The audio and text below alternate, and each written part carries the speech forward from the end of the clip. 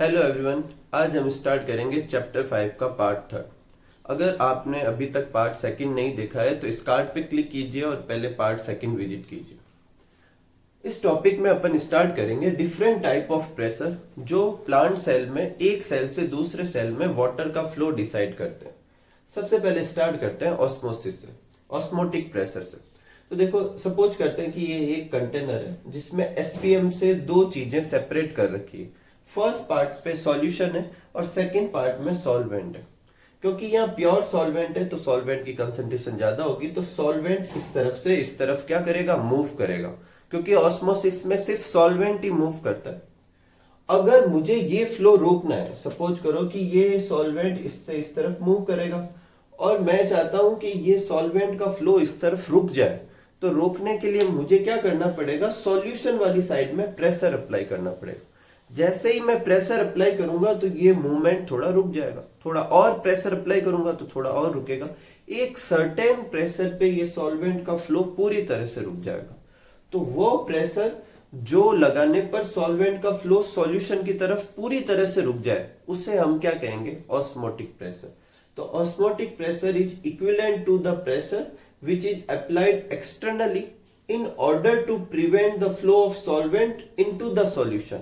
अपन किस तरफ लगाना है, ये हमेशा सॉल्यूशन वाली साइड में एक्सटर्नली लगाना है ताकि सॉल्वेंट का फ्लो सॉल्यूशन की तरफ रोक सके। अब इससे रिलेटेड कुछ और पॉइंट देखते हैं।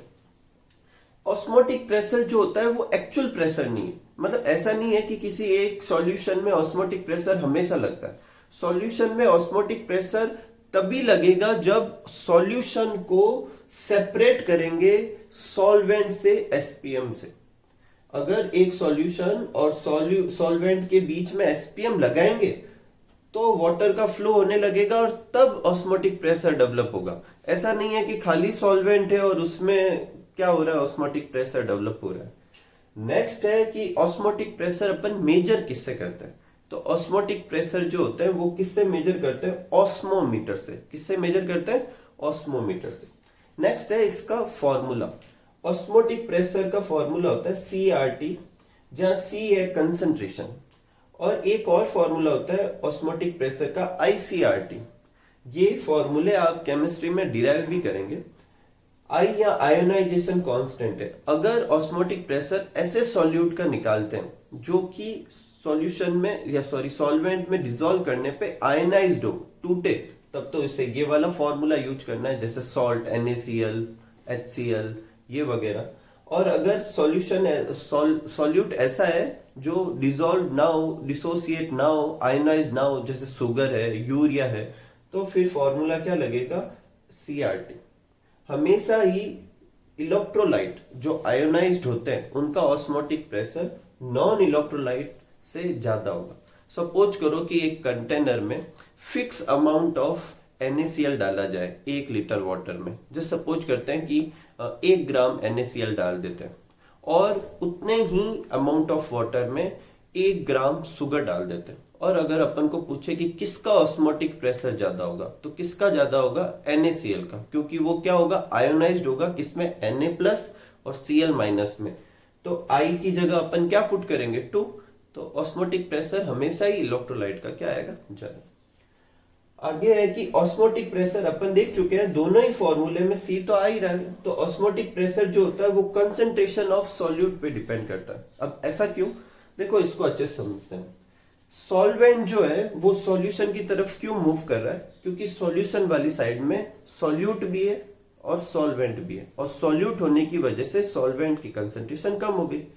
जैसे जैसे इस वाले सॉल्यूशन में सॉल्यूट की कंसंट्रेशन बढ़ाता जाऊंगा, सॉल्वेंट का इस तरफ फ्लो और बढ़ता जाएगा। और अगर सॉल्वेंट का फ्लो और बढ़ेगा तो मुझे ऑस्मोटिक प्रेशर क्या लगाना पड़ेगा, और ज्यादा लगाना पड़ेगा, रोकने के लिए और ज्यादा प्रेशर लगाना पड़ेगा। सपोज करो कि सॉल्यूशन बनाते समय मैं नहीं के बराबर सॉल्यूट ऐड करूं, तो इसका क्या मतलब होगा कि इसमें सॉल्वेंट लगभग उतना ही है जितना प्योर फॉर्म में होता है। तो यहां से वाटर का फ्लो इस तरफ होगा ही नहीं, और जब होगा ही नहीं तो मुझे रोकने के लिए कुछ लगाना ही नहीं पड़ेगा। इसका मतलब है जैसे जैसे कंसंट्रेशन ऑफ सॉल्यूट बढ़ती है सॉल्यूशन में, वैसे वैसे ऑस्मोटिक प्रेशर क्या होता रहता है, बढ़ता रहता है। ऑस्मोटिक प्रेशर जो होता है वो कंसंट्रेशन ऑफ सॉल्यूट के क्या होता है, डायरेक्टली प्रोपोर्शनल। एक हर टॉपिक के बाद अपन को देखना है कि ये प्रेशर से वाटर का फ्लो किस तरफ डिसाइड होता है। तो ऑस्मोटिक प्रेशर ये चाहता है कि वाटर बाहर से कहाँ है, अंदर। ऑस्मोटिक प्रेशर क्या डिसाइड करता है, वाटर बाहर से कहाँ है, अंदर। क्योंकि ऑस्मोटिक प्रेशर किसकी वजह से लगता है, सॉल्यूट की वजह से। और जब सॉल्यूट होगा तो इसका मतलब सॉल्वेंट कम हो गया, तो बाहर से वाटर कहाँ आने लगेगा, अंदर। अब बात उठती है अगर दो अलग अलग सॉल्यूशन हो और दोनों का ही ऑस्मोटिक प्रेशर हो कुछ ना कुछ, तो वाटर किस से किस तरफ जाएगा। तो वाटर का लो ऑस्मोटिक प्रेशर से किस तरफ मूव करेगा, हाई ऑस्मोटिक प्रेशर से। अब लो से हाई की तरफ क्यों मूव करेगा, इसे भी अच्छे समझते हैं। देखो ऑस्मोटिक प्रेशर किसको डिनोट करता है, कंसंट्रेशन ऑफ सॉल्यूट को। तो अगर लो ऑस्मोटिक प्रेशर होगा तो सॉल्यूट की कंसंट्रेशन कम होगी, और सॉल्यूट कम होगा तो कौन ज्यादा होगा, सॉल्वेंट, वाटर ज्यादा होगा। इधर हाई ऑस्मोटिक प्रेशर है तो सॉल्यूट की कंसंट्रेशन ज्यादा होगी, तो कम कौन होगा, सॉल्वेंट, बोले तो वाटर। और ऑस्मोसिस में सिर्फ सॉल्वेंट मूव करता है, वाटर मूव करता है, सॉल्यूट तो नहीं। तो यहाँ वाटर की हायर कंसंट्रेशन है, यहाँ वाटर की लोअर कंसंट्रेशन है, तो वाटर इस तरफ से इस तरफ मूव करेगा। इसका मतलब वाटर हमेशा लो ऑस्मोटिक प्रेशर से किस तरफ मूव करता है, हाई ऑस्मोटिक प्रेशर से, हाई ऑस्मोटिक प्रेशर की तरफ। ये सब नोट कर लीजिए। टर्गर प्रेशर, देखो टर्गर प्रेशर क्या होता है। सपोज करो ये कोई सेल थी और इस सेल को अपन या तो प्योर वाटर में पुट कर दें, मतलब प्योर सॉल्वेंट में, या फिर हाइपोटोनिक सॉल्यूशन में। दोनों ही केस में क्या होगा, सॉल्वेंट या वाटर कहाँ की तरफ मूव करने लगेगा, अंदर की तरफ। जैसे जैसे सॉल्वेंट या वाटर अंदर की तरफ मूव करेगा, इसके अंदर का जो सेल कंटेंट है वो बढ़ने लगेगा, और बढ़ने की वजह से ये सेल पूरी अपनी मतलब फुल फ्लैश स्टेज में आ जाएगी। जितना ये फूल सकती है उतना फूल जाएगी। इस स्टेज को क्या कहते हैं, टर्जिट स्टेज। इस टर्जिट स्टेज में सेल के अंदर के कंटेंट का सेल की बाहर वाली मेम्ब्रेन पे जो प्रेशर लगता है उसे हम क्या कहेंगे, टर्गर प्रेशर। तो टर्गर प्रेशर क्या होता है, pressure exerted by the cell content against the cell wall is called turgor pressure. Turgor pressure कब लगता है, जब सेल वॉल के अगेंस्ट में या सेल मेम्ब्रेन के अगेंस्ट में जो अंदर के कंटेंट का जो प्रेशर लगता है वो क्या कहलाता है, टर्गर प्रेशर। और ये कब लगेगा, जब सेल कौन से स्टेज में होगी, टर्जिट स्टेज में। टर्जिट स्टेज की वजह से एनिमल सेल जो होती है वो फट भी सकती है, क्योंकि जब अंदर की तरफ के सेल कंटेंट बढ़ने लगेंगे और वो बाहर की तरफ प्रेशर लगाएगी, तो बाहर सेल मेम्ब्रेन होती है, सेल वॉल तो होती नहीं है, तो उस प्रेशर की वजह से वो फट भी सकती है। लेकिन प्लांट सेल में सेल वॉल होने की वजह से ऐसा नहीं होता। तो प्लांट सेल क्या करती है, प्लांट सेल क्या करती है कि जब ये पूरी टर्जिट स्टेज में हो जाती है, और इस पूरे टर्जिट स्टेज में होने की वजह से जब यहाँ से टर्गर प्रेशर लगने लगता है, और इस टर्गर प्रेशर की वजह से सेल का वॉल्यूम एक लेवल से जब ज्यादा बढ़ने लगता है, तो सेल वॉल जो होती है वो कैसी होती है, इलास्टिक। और इलास्टिक होने की वजह से वो वापस प्रेशर लगाती है उसके ऊपर, ताकि सेल के कंटेंट और ना बढ़े। तो जो अपोजिट प्रेशर लगता है सेल वॉल का अंदर की तरफ, वो क्या कहलाता है, वॉल प्रेशर। टर्गर प्रेशर और वॉल प्रेशर हमेशा एक दूसरे के बराबर होंगे। जैसे जैसे टर्गर प्रेशर डेवलप होगा वैसे वैसे वॉल प्रेशर भी डेवलप होगा, और इसकी अमाउंट एक दूसरे के एकदम सेम होगी, बस उनकी डायरेक्शन अपोजिट होगी। टर्गर प्रेशर जो होता है सेल के कंटेंट से सेल वॉल की तरफ लगता है, जबकि वॉल प्रेशर जो होता है सेल वॉल से अंदर की तरफ लगता है। ठीक है, तो the pressure exerted by the cell wall over the protoplast to counter the turgor pressure is called wall pressure. TP और डब्ल्यूपी हमेशा बराबर होंगे, अपन इसको एक दूसरे की जगह स्विच करके यूज भी कर सकते हैं। अब अपना नेक्स्ट टॉपिक ये है कि किस तरफ वाटर मूव करेगा टर्गर प्रेशर के अकॉर्डिंग। तो देखो एक तरफ मान लेता हूं हाई टर्गर प्रेशर है और दूसरी तरफ मानता हूं लो टर्गर प्रेशर है। तो हाई टर्गर प्रेशर का क्या मतलब है कि टर्जिडिटी ज्यादा है, और टर्जिडिटी ज्यादा होने का मतलब उसके अंदर वाटर का कंटेंट ज्यादा है। और लो टर्गर प्रेशर का मतलब टर्जिडिटी कम है और उसमें वाटर कम है। और यही वजह है कि वाटर तो अपनी अमाउंट से हाई अमाउंट से लो अमाउंट की तरफ मूव करेगा, मतलब इस तरफ से इस तरफ। तो इसका क्या मतलब है, टर्गर प्रेशर के अकॉर्डिंग वाटर किस तरफ मूव करता है, high turgor pressure to low. और ऑस्मोटिक प्रेशर में क्या था, लो ऑस्मोटिक प्रेशर टू हाई। तो ये नोट कर लीजिए आप। डीपीडी, डीपीडी क्या होता है, डिफ्यूजन प्रेशर डेफिशिएट, मतलब डिफ्यूजन प्रेशर में कमी। तो पहले अपन ये देखते हैं डिफ्यूजन प्रेशर क्या होता है। तो the pressure exerted by diffusing substance on a medium is called diffusion pressure. मतलब जो सब्सटेंस डिफ्यूज होता है वो जिस मीडियम में डिफ्यूज हो रहा है उस पर कितना प्रेशर एक्सर्ट करता है उसको क्या कहते हैं, डिफ्यूजन प्रेशर। ये एक तरीके से डिनोट करता है डिफ्यूजन होने की। तो सबसे ज्यादा डिफ्यूजन होने की टेंडेंसी किसकी होगी, अपने प्योर वाटर की।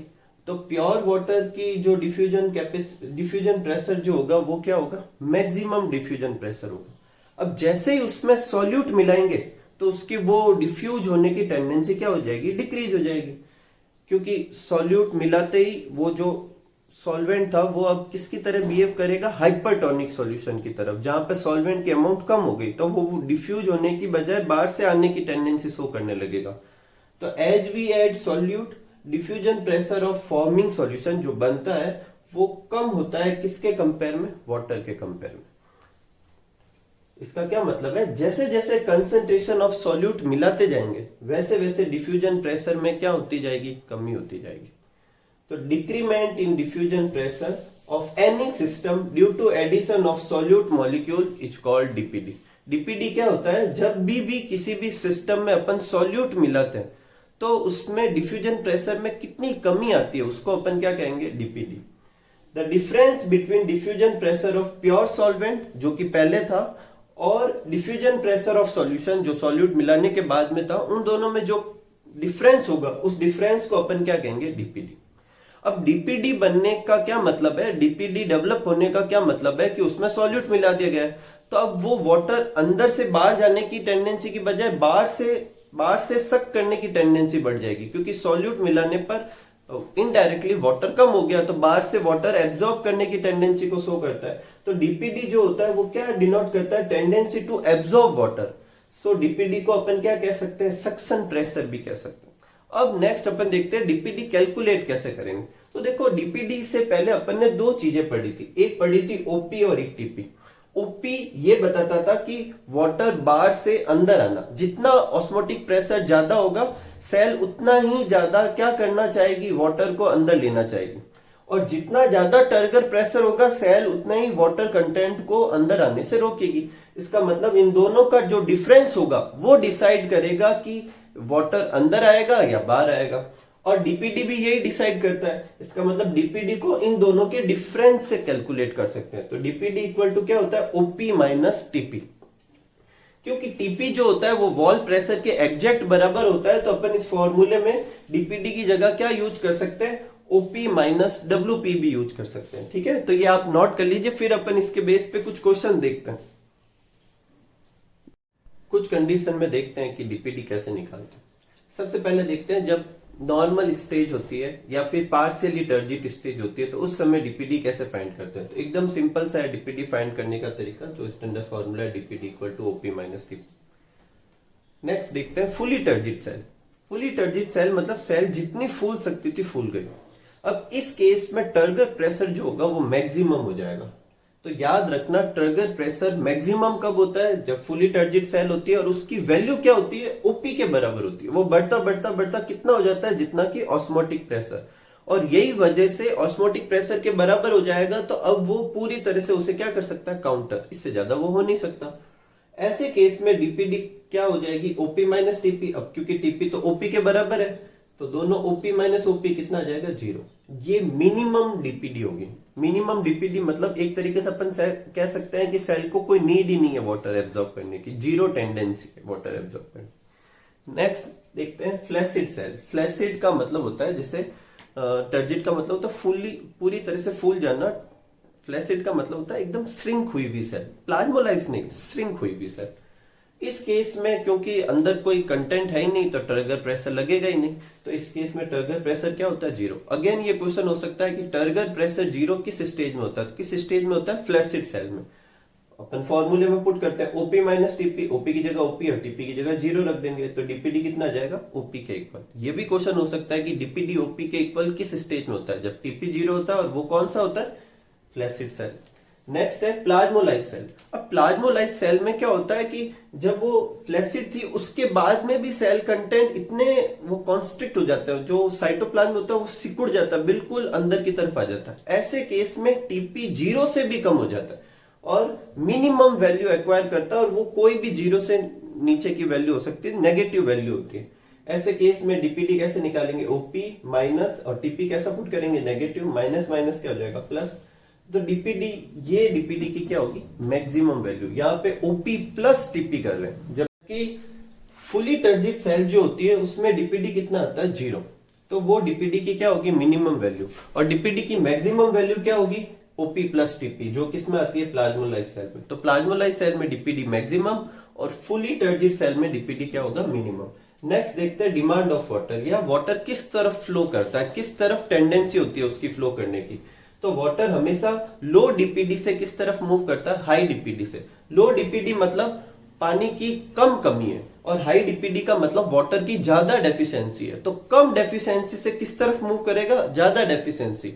जो मतलब जिसके पास डीपीडी मतलब वाटर की कम कमी होगी, उस सेल से उस सेल की तरफ वाटर फ्लो करेगा जिस तरफ वाटर की क्या होगी, ज्यादा कमी होगी। अपन ने 4 कंडीशन में सेल को स्टडी किया है। तो अगर इन 4 कंडीशन में देखें कि वाटर किस तरफ फ्लो करता है, तो प्लाज्मोलाइज सेल में डीपीडी मैक्सिमम होती है, तो सबसे ज्यादा टेंडेंसी किस तरफ होगी, प्लाज्मोलाइज सेल में। उसके बाद फ्लैसिड सेल में डिमांड होगी, उसके बाद नॉर्मल सेल में, और फुली टर्जिट सेल में कोई डिमांड नहीं होगी। तो अगर वाटर फ्लो करना है तो फुली टर्जिट से पार्शियल टर्जिट, पार्शियल से फ्लैसिड, फ्लैसिड से प्लाज्मोलाइज। एग्जाम में आपके इस तरह का एक न्यूमेरिकल भी आ सकता है। बायो में वैसे न्यूमेरिकल बहुत रेयर होते हैं, लेकिन इस तरह का एक न्यूमेरिकल भी आ सकता है जिसमें आपको 2 सेल देते हैं, उसमें ओपी और टीपी की वैल्यू देते हैं, और एग्जाम में पूछे कि वाटर किससे किस तरफ फ्लो होगा। तो एकदम सिंपल सा है, पहले ए सेल के लिए अपन डीपीडी निकालते हैं, ओपी माइनस टीपी। ओपी कितना है 8, टीपी कितना है 3, 8 माइनस 3 कितना हो गया 5। ऐसे कैसे बी सेल के लिए निकाल लेते हैं, 7 माइनस 4 कितना हो जाएगा 3। तो ए के लिए तो आया 5 और बी के लिए आया 3। वाटर कहां से कहां की तरफ मूव करता है, लो डीपीडी से हाई डीपीडी की तरफ। इसका मतलब वाटर कहां से कहां मूव करेगा, लो डीपीडी किसमें, बी में, हाई किसमें, ए में। तो water B to A move करेगा। तो आप नोट कर लीजिए। नेक्स्ट स्टार्ट करते हैं वाटर पोटेंशियल। वाटर पोटेंशियल को साइन से डिनोट करते हैं, साइन डब्ल्यू से। साइन पोटेंशियल के लिए इस सिंबल को क्या कहते हैं, साइन, जो त्रिशूल जैसा बना हुआ है, और वाटर पोटेंशियल इसलिए वाटर के लिए डब्ल्यू। अब देखो पोटेंशियल का मतलब होता है एनर्जी। अब कौन सी एनर्जी की बात करें, तो जैसे मान लो किसी कंटेनर में वाटर फिल कर रखा है, तो उसके जो वाटर के मॉलिक्यूल होगा रैंडमली इधर उधर मूव करेंगे। अब इधर उधर मूव कर रहे हैं, इसका मतलब उनके पास कुछ एबिलिटी है मूव करने की। इसका मतलब उसके पास कुछ एनर्जी है जिसकी वजह से वो मूव कर पा रहे हैं। वो एनर्जी ही क्या डिनोट करती है, वो फ्री एनर्जी किसको डिनोट करती है, वाटर पोटेंशियल। ये जो कंसेप्ट था ये सबसे पहले आर.के. स्लेटर और एस.ए. टेलर ने दिया था। देखो free energy of water molecule उसको क्या कहते हैं, वाटर पोटेंशियल, और इसको किससे डिनोट करते हैं अपन, साइन डब्ल्यू से। Calculating absolute value of potential is impossible. Upon water की एब्सोल्यूट वैल्यू को कैलकुलेट नहीं कर सकते। वाटर पोटेंशियल कितना होगा खाली वाटर से अपन ये डिसाइड नहीं कर सकते कि वाटर में कितनी एबिलिटी है मूव करने की। यही वजह फॉर कन्वीनियंस अपन साइन डब्ल्यू को 0 मान लेते हैं। ये मान लेते हैं कि वाटर के मूव मतलब वाटर पोटेंशियल कितना है, 0 है। ठीक है, so it consider to be 0। अब देखो जैसे ही अपन सॉल्यूट ऐड करते हैं, सो सॉल्यूट ऐड करते ही क्या होगा, सॉल्यूट के मॉलिक्यूल जो होंगे वो वाटर के मॉलिक्यूल को अट्रैक्ट करेंगे, और अट्रैक्ट करने की वजह से वाटर के मॉलिक्यूल के मूव करने की टेंडेंसी थोड़ी कम हो जाएगी। वो बाइंडेड जो वाटर होगा वो मूव नहीं कर पाएगा। और वैसे भी किसी भी सिस्टम में अट्रैक्शन की वजह से एनर्जी घटती है, इसका मतलब वाटर पोटेंशियल क्या हो जाएगा, घट जाएगा। अब इन दोनों पॉइंट को मिलाकर अपन 2 चीजें कंक्लूड कर सकते हैं। पहला, प्योर वाटर का मैक्सिमम पोटेंशियल होगा, क्योंकि जैसे ही उसमें सॉल्यूट मिलाते हैं तो वाटर पोटेंशियल तो कम हो जाता है। प्योर वाटर का मैक्सिमम होता है और अपन कह चुके हैं कि वो 0 है, इसका मतलब बाकी सारे सॉल्यूशन का कम होगा। अब 0 से कम क्या हो सकता है, नेगेटिव। इसका मतलब वाटर पोटेंशियल किसी भी सॉल्यूशन का क्या होता है, नेगेटिव। वापस समझते देखो, प्योर वाटर का अपन ने कहा कि वाटर पोटेंशियल मैक्सिमम होता है क्योंकि सॉल्यूट मिलाने पे वाटर पोटेंशियल घटेगा अट्रैक्शन की वजह से, और अपन प्योर वाटर का 0 भी मान चुके हैं। इसका मतलब किसी भी सॉल्यूशन का जो वाटर पोटेंशियल आएगा वो 0 से कम आएगा। 0 से कम क्या होता है, नेगेटिव। तो साइन डब्ल्यू प्योर वाटर का 0 होता है और सॉल्यूशन का कितना होता है, नेगेटिव।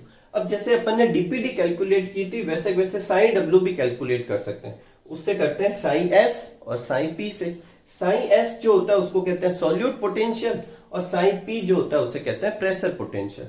अब सॉल्यूट पोटेंशियल क्या होता है? ये इंपैक्ट होता है किसका? ऑस्मोटिक प्रेशर का। किसमें? वाटर पोटेंशियल में। मतलब ऑस्मोटिक प्रेशर जो होता है वो वाटर पोटेंशियल में क्या चेंजेस लाता है, उस इंपैक्ट को क्या कहते हैं? Solute potential. और ठीक ऐसे कैसे टर्गर प्रेशर जो होता है वो वाटर पोटेंशियल में क्या इंपैक्ट लाता है, उसको अपन क्या कहते हैं? Pressure potential. अपन सब जानते हैं कि ऑस्मोटिक प्रेशर जो है वो कब डेवलप होगा? जब अपन सॉल्यूट ऐड करते हैं। जैसे जैसे सॉल्यूट ऐड करेंगे ऑस्मोटिक प्रेशर बढ़ता जाता है, क्योंकि वो कंसंट्रेशन पे डिपेंड करता है। और अपन ये भी देख चुके हैं कि जब सॉल्यूट ऐड करते हैं तो वाटर पोटेंशियल कम होता है। इसका मतलब ऑस्मोटिक प्रेशर का इंपैक्ट क्या होगा? ऑस्मोटिक प्रेशर की वजह से वाटर पोटेंशियल घटता है। तो जो साई एस जो सॉल्यूट पोटेंशियल है वो ऑस्मोटिक पोटेंशियल के बराबर ही होगा, लेकिन उसको कैसा लेंगे? नेगेटिव। नेगेटिव यहां ये शो करेगा कि ये वाटर पोटेंशियल को क्या कर रहा है? कम। Pressure potential. प्रेशर पोटेंशियल किससे निकालेंगे? टर्गर प्रेशर से। अब टर्गर प्रेशर की वजह से वाटर सॉल्यूट के अंदर मिक्स होने से बच जाता है, क्योंकि वो वाटर के फ्लो को रोकता है। तो मिक्सिंग होने से रोकेगा, इसका मतलब वो वाटर पोटेंशियल की वैल्यू को बढ़ा रहा है। सॉल्यूट में मिक्स नहीं होने देगा तो वाटर पोटेंशियल की वैल्यू को बढ़ाएगा।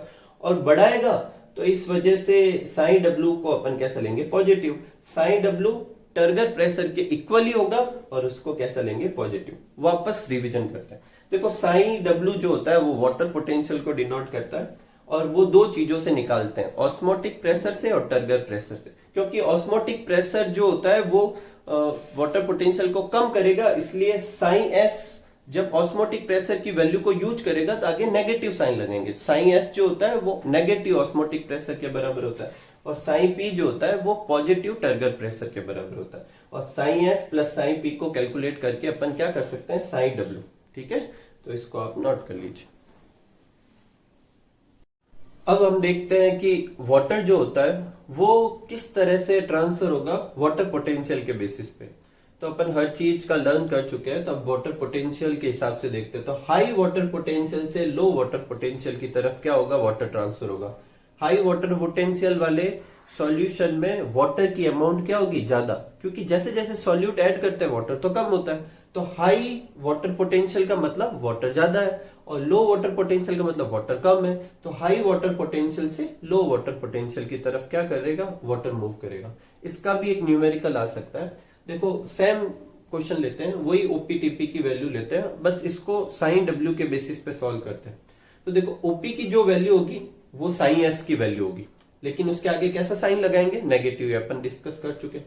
और टीपी की जो वैल्यू होगी वही साइन पी की वैल्यू होगी, लेकिन साइन सेम रखेंगे। तो ओपी 8 था तो साइन एस कितना हो जाएगा? -8। टीपी 3 था तो साइन पी कितना हो जाएगा? 3। ठीक ऐसे कैसे इसकी भी वैल्यू, इन दोनों को ऐड करके साइन डब्ल्यू निकालेंगे, क्योंकि साइन डब्ल्यू कैसे निकालते हैं? Psi S plus psi P से, और ये निकाल लिए। इसका साइन डब्ल्यू कितना है? -5। इसका साइन डब्ल्यू कितना है? -3। ऊपर अपन देख चुके हैं कि वाटर किस तरफ से किस तरफ मूव होता है? हाई साइन डब्ल्यू से लो साइन डब्ल्यू की तरफ। -3 और -5 में से कौन सी वैल्यू बड़ी है? -5 मत बोलना, -3। ठीक है, कौन सी होती है? -3। -3 से -5 की तरफ बोले तो B2A। पहले अपन ने ये डीपीडी के बेसिस पे भी सॉल्व किया था और B2A ही आया था। तो B2A की तरफ क्या होगा? वाटर ट्रांसफर होगा। चैप्टर का लास्ट टॉपिक है इम्बिशन। देखो इम्बिशन क्या होता है? इम्बिशन करने से पहले एक टर्म है जो मैं आपको एक्सप्लेन करना चाहता हूं, वैसे ये केमिस्ट्री में आएगी। एक प्रोसीजर होता है एडजॉर्प्शन, ADSORPTION, एडजॉर्प्शन, और एक होता है एब्जॉर्प्शन, AB से। दोनों में फर्क क्या है? देखो, तो अगर कोई चीज किसी दूसरी चीज के अंदर तक चली जाए तब तो इसको कहते हैं एब्जॉर्ब होना, ABSOR वाला। और अगर वो कोई चीज किसी दूसरी चीज की सिर्फ सरफेस पे इकट्ठी हो तो इसको कहते हैं एडजॉर्प्शन। क्या कहेंगे? एडजॉर्प्शन, AD वाला। तो एडजॉर्प्शन एक सरफेस फिनोमेनन है। तो इम्बिशन एक तरह का एडजॉर्प्शन होता है। एडजॉर्प्शन होगा मतलब जो भी प्रोसीजर हो रहा है वो कहां होगा? सिर्फ सरफेस पे। तो एडजॉर्प्शन ऑफ फ्लूइड जो कि वाटर होगा bye solid without formation of any solution, उसे क्या कहेंगे? इम्बिशन। मतलब वाटर मॉलिक्यूल का सॉलिड की सरफेस के ऊपर इकट्ठा हो जाना, सॉलिड की सरफेस के अंदर चले जाना, अंदर नहीं, एकदम बल्क में ना जाना, सिर्फ सरफेस पे होना, उसे क्या कहेंगे? इम्बिशन कहेंगे। ठीक है, जैसे समझते हैं। सपोज करो ये जो रेक्टेंगुलर अपन ने बॉक्स बनाया है ये एक सॉलिड की सरफेस है, और जो ये बबल्स जैसा बना है ये क्या है? फ्लूइड है। ये फ्लूइड इसकी सिर्फ सरफेस पे इकट्ठा होगा। इस प्रोसीजर को क्या कहते हैं? इम्बिशन।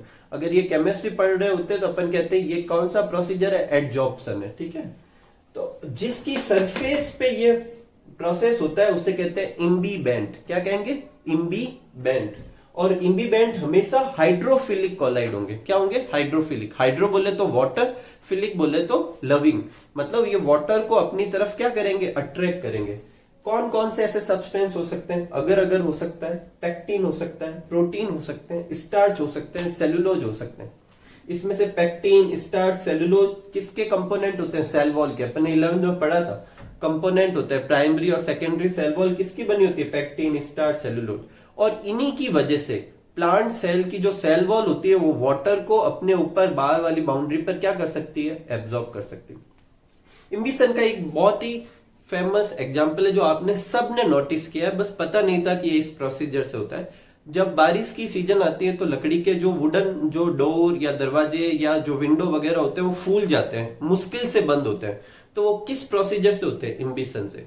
जो वुड होती है वो बेसिकली प्लांट सेल वॉल की बनी हुई होती है, और सेल वॉल की वजह से जो आसपास मॉइस्चर वगैरह होता है वो मॉइस्चर को एब्जॉर्ब कर लेते हैं, बोले तो इम्बिशन शो करते हैं। और उसकी वजह से उसकी बाउंड्री क्या होती है? फूल जाती है, और इस वजह से वो प्रॉब्लम आती है। ठीक है, प्लांट में इनकी क्या इंपॉर्टेंस है? तो देखो, सीड का जो जर्मिनेशन होता है वो इम्बिशन से होता है, ना कि एब्जॉर्प्शन से होता है। इसको अच्छे से समझाता हूं। जैसे अपन सीड लें और उसे वाटर में डाल दें, जैसे अपन चने के जो सीड होते हैं उनको पानी में डाल दें, तो पानी में डालेंगे तो वो फूल जाते हैं लेकिन जर्मिनेट नहीं होते। जर्मिनेट करवाने के लिए अपन क्या करते हैं? उन्हें गिल्ले कपड़े में या बंद करके रखे तो वो जर्मिनेट हो जाते हैं। इसका मतलब वाटर अगर सिर्फ सरफेस पे अंदर जाए तो जर्मिनेशन होता है। बोले तो कौन सा प्रोसीजर हो जाएगा? इम्बिशन। तो एब्जॉर्प्शन से जर्मिनेशन नहीं होता, एडजॉर्प्शन से होता है। और बायो में एडजॉर्प्शन को क्या बोला हुआ है? इम्बिशन। तो इम्बिशन से जर्मिनेशन होता है। दूसरा है रिजरेक्शन। रिजरेक्शन का क्या मतलब है? प्लांट का वापस जो मतलब ऐसी सीजन आती है अनफेवरेबल सीजन, उसके बाद में वापस सरवाइव कर लेना, वापस जी उठना। रिजरेक्शन का मतलब होता है वापस किसी का लाइव हो जाना। वो जो प्रोसीजर होता है वो भी किसकी वजह से? इम्बिशन। उन प्लांट में क्या होता है? कुछ हाइड्रोफिलिक कोलाइड्स होते हैं, अपन पढ़ चुके हैं। ये क्या करते हैं? आसपास के एनवायरनमेंट से मॉइस्चर को एब्जॉर्ब करके और फिर वापस प्लांट को जी उठने में क्या करते हैं? हेल्प करते हैं, या वापस सरवाइव करने में या वापस रिजरेक्शन होने में क्या करते हैं? हेल्प करते हैं। तो ये भी एक तरह का क्या है? इम्बिशन का एग्जाम्पल है।